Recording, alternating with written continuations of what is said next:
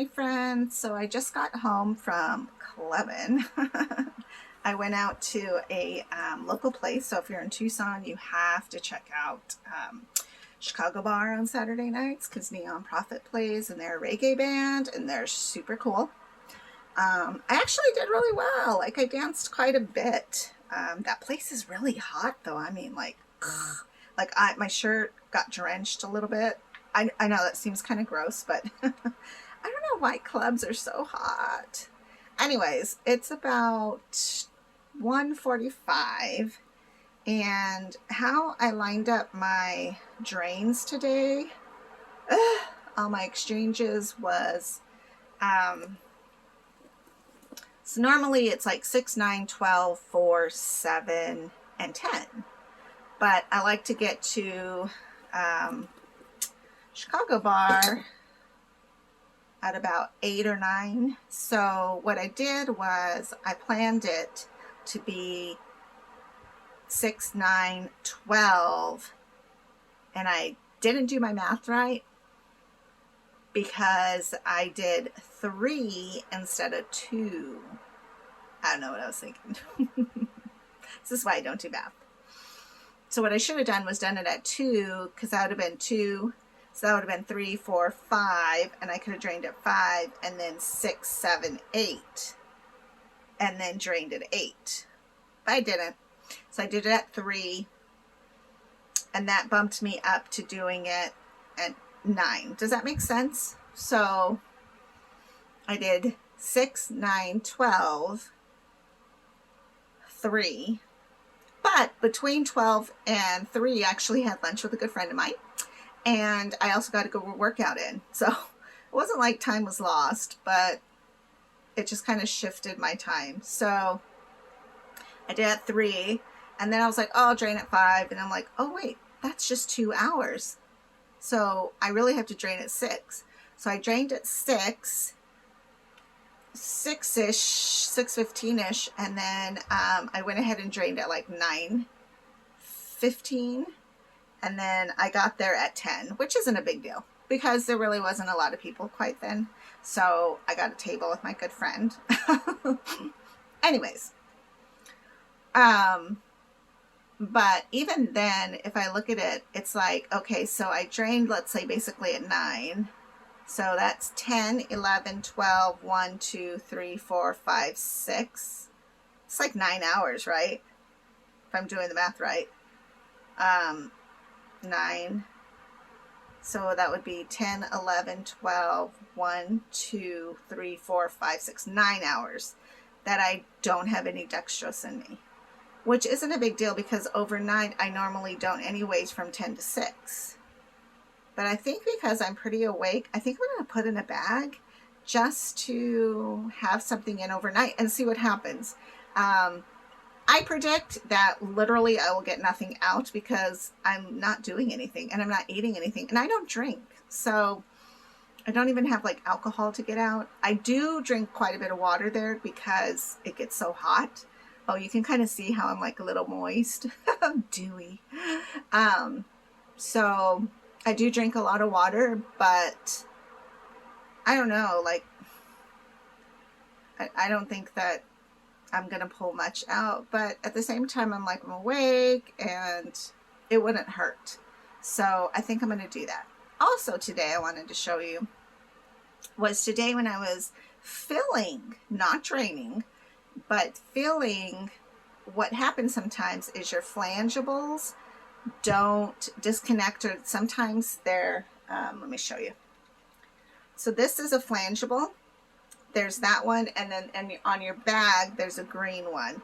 And so what has to happen is like you'll get all your steps and how to set up your table and how to for DaVita especially, they go in a very strict order and it just makes sense.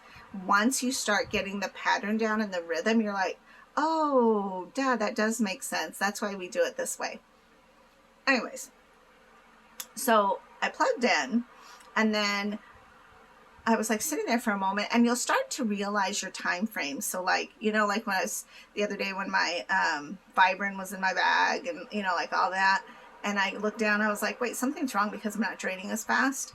Or this way is I wasn't getting my dextrose in me, like nothing was happening. And what happens, especially here in Tucson, because we're so hot, a lot of places will warm the dextrose bag, and you'll be trained on how to do that. Basically, you just use a heating pad, unless you're on the machine, and then there's a spot on the machine that you lay your bag on. Now in the winter, I'll probably warm my bags, but because it's hot in Tucson, when I put my dextrose in, it's like a cooling sensation, and it really does cool my core.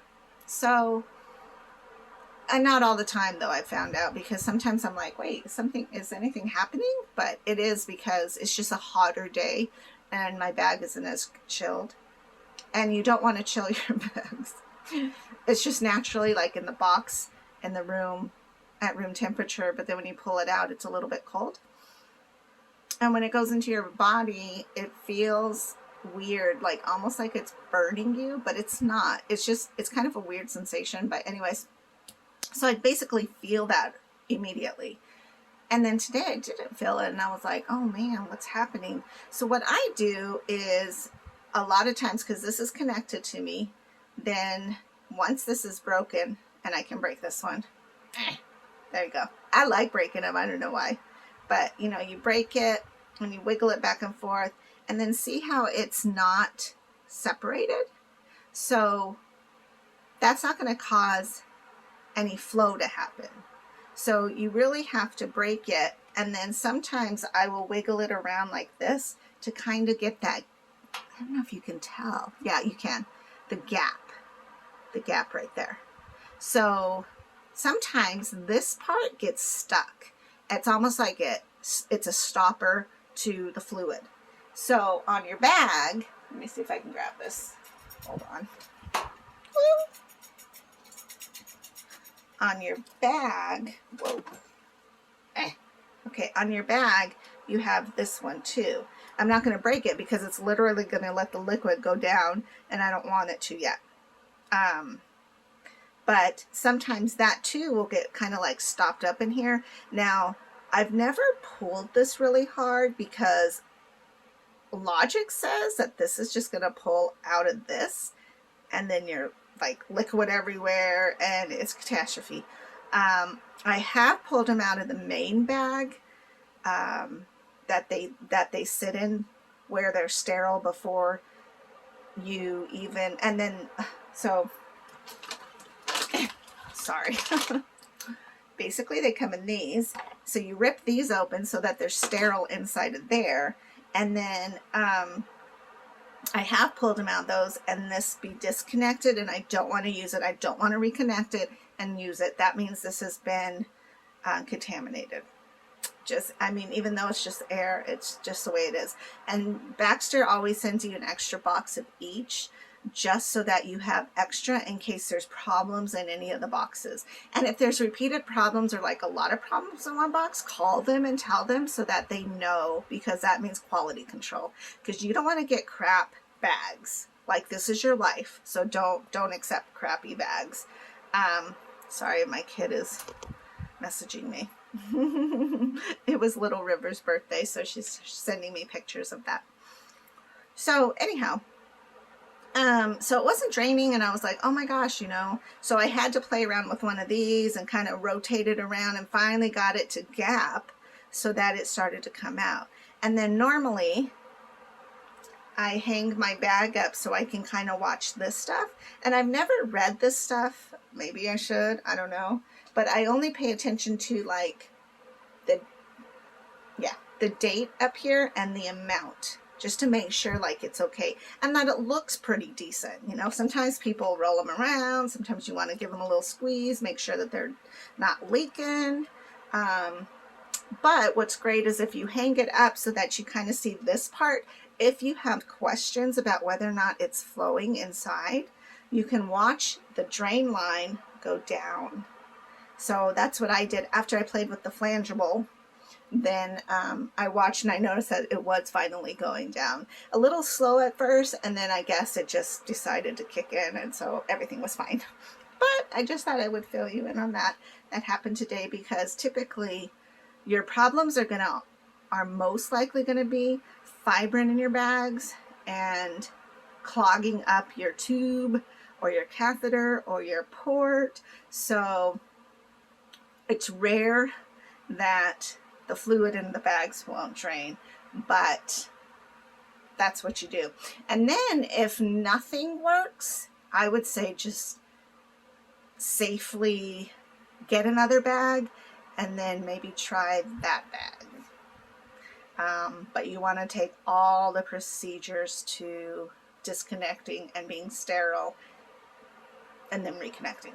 So you just want to be very, very cautious. And it's weird when you have to take other steps, you know, like you're like, wait, I'm not supposed to be doing this right now, but you got to do what you got to do. And then again, if that happens quite often, let Baxter know so that they know like something's going on with their frangibles or whatever. So yeah, that's what happened today. So me and my bag are gonna hang out together for about 20 minutes so I can get this inside of me, and then I'm gonna wash my face and go to bed because I got a busy day tomorrow, which includes several naps, because I think since I worked out today and I danced, I'm gonna be pretty tired tomorrow. So I will talk to you cool cats later. Bye.